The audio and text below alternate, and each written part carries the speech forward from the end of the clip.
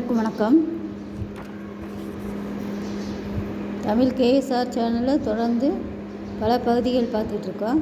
அதில் கண்ணதாசனுடைய அனுபவ மொழிகள் என்று சொல்லக்கூடிய பகுதி தான் பார்த்துட்ருக்கோம். ஏற்கனவே வாழ்க்கை என்று சொல்லக்கூடிய தலைப்பில் பார்த்தோம். இன்று பார்க்கக்கூடிய தலைப்பு தத்துவம் என்ற தலைப்பில் தொடர்ந்து பல பகுதிகளை பார்ப்போம்.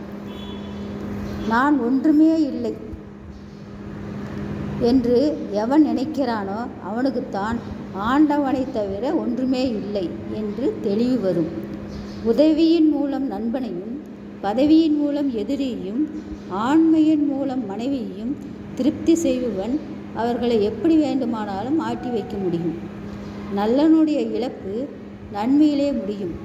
இழந்தது போல தெரிவதெல்லாம் ஏதோ வரப்போவதற்கு அறிகுறி. நல்லவனிடம் கையெழுத்து தேவை இல்லை.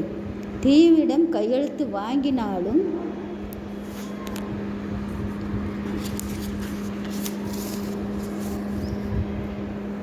பயனில்லை. தர்மம் மனதிலிருந்து வருகிறது. அது சூழ்நிலைகளாலும் ஆசை காட்டப்பட்டாலும் மயங்குவதில்லை.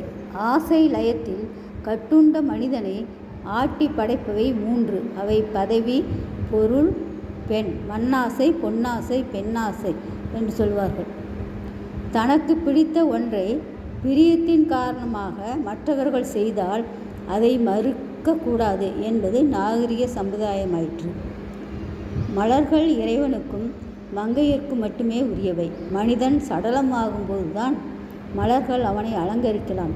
மணக்கோலமும் பிணக்கோலமுமே மனிதன் மாலைகள் தாங்கும் கோலங்கள். கவலையின் அளவு கையளவாக இருக்கும் வரை தான் கண்ணீருக்கும் வேலை. அது மழையளவு ஆகும்போது மனமும் மறுத்து போகும். முதலில் கொதிக்கும்போது தான் பால் பாத்திரத்தை விட்டு வெளியேறுகிறது. முற்ற கொதித்தால் வற்றி போகிறது.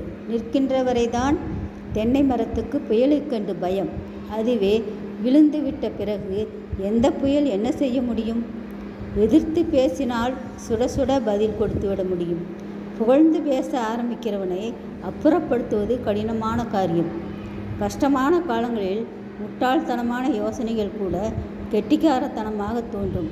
முயன்று பார்த்த பிறகுதான் அவை முட்டாள்தனமாவை என்று புரியும் என்று அவருடைய தத்துவம் என்ற தலைப்பில் இருக்கின்ற பகுதியை பார்த்தோம். நன்றி, வணக்கம், வாழ்க வளமுடன்.